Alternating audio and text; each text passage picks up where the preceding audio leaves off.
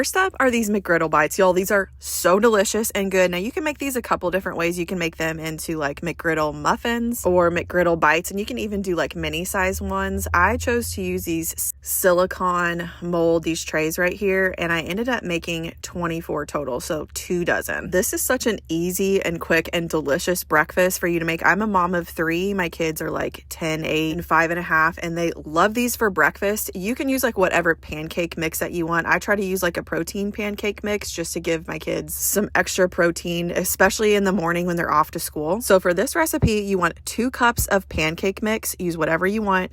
2 eggs, 2 cups of milk. Now, this is where you can kind of make this recipe to your liking. You can make this as sweet or as not sweet as you would like. So the recipe calls for 2 cups of milk.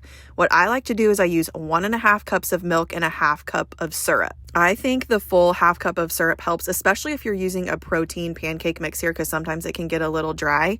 Now, if you don't want to use that much syrup, or you just prefer these to be not as sweet, then just use 2 cups of milk or whatever combination of milk and syrup that you would like. Just make sure it's 2 cups total. Then you'll need 4 ounces of shredded cheddar and 2 pounds of a cooked breakfast sausage. I love using the Jimmy Dean one. I think it tastes the best. Once you have all that mixed together, you want to bake it for 15 minutes at 350 degrees, and they come out perfect. Depending on your oven, you might want to cook them a little bit longer, but start with 15 minutes and then you can kind of go up if you need to, just to make sure they're fully cooked all the way. And this pops right out, if you can see right here.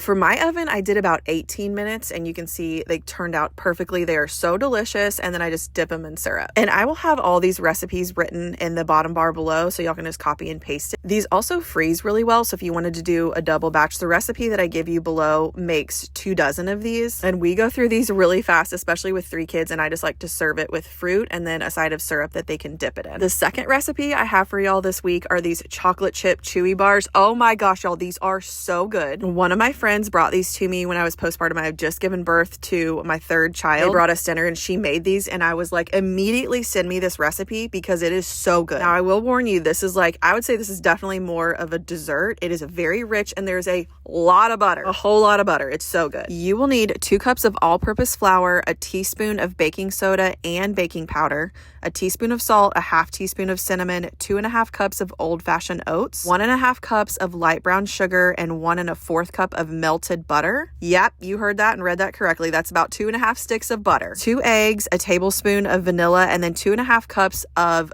chocolate chips, whatever dark milk chocolate chips that you like. I prefer to use the Nestle dark chocolate morsels. I just feel like it's perfect for this recipe. You can also use like whatever mixtures of chocolate chips that you want. Sometimes you could use like the Reese chips or whatever you want to do, but I use about a bag, and what I will do is I will pour about 3/4 of the bag into the batter to mix it in with it, and then I'll use the last part of the bag to top it. Now, this time I used way too many chocolate chips, and that's okay, because sometimes it happens when your kids are helping you. We ended up using like the whole bag in here, and then I realized when we were topping it, we had already used the whole bag, so a little bit too much chocolate chips on this exact batch, but no problem. Once y'all get all that mixed together, you want to bake this. I use like a 9 by 13 dish here, and I do go ahead and spray it. You want to make sure it's spread all the way to the edges. It's going to seem a little thin, but you just want it spread all the way. You want to bake this in a preheated oven at 350 degrees for about 22 minutes. Now, side note, after that 22 minutes, you need to take it out of the oven and let it rest on your countertop to completely cool. Because when you first take this out of the oven, I've made this so many times, you take it out after that 22-minute mark and you're like, this doesn't seem done. It seems like still like gooey in the middle. It is fully cooked. You just need it to completely cool on your countertop for at least like 2 hours. Think of this kind of like a banana bread in a sense. Like, you really need it to completely cool for a full like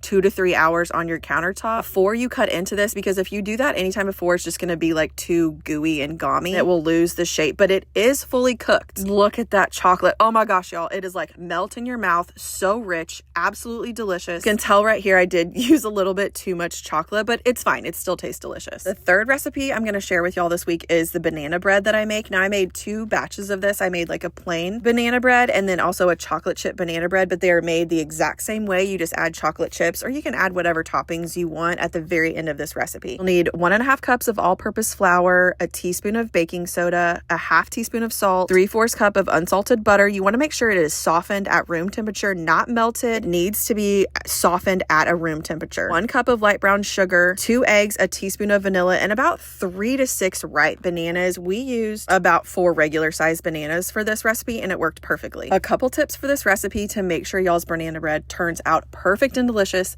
is I use a 9x5 loaf pan. I bake it at 350 degrees for about an hour. Now, you want to bake it for 45 minutes uncovered, and then the last 15 minutes you want to cover it. I feel like this just turns out the best. Then once it's fully cooked and you take it out of the oven, you want to let it rest for 2 hours before cutting.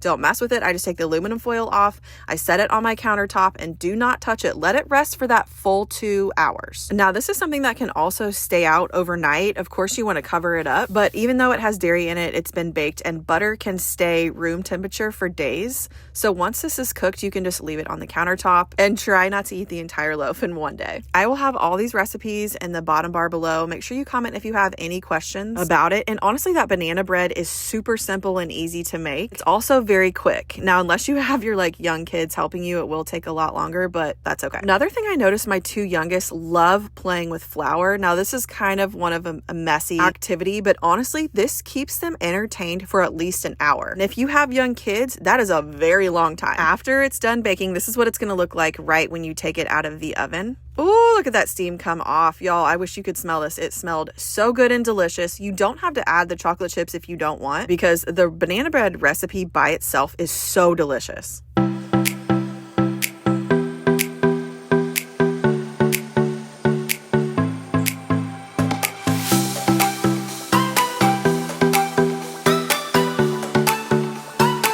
Look at how buttery, soft, and moist that banana bread is. Oh my gosh, y'all, it is so delicious. The chocolate chip one turned out perfect. The regular banana bread turned out perfect. It's such a simple and easy recipe that you can repeat and grow to love, and just add this to your family recipes.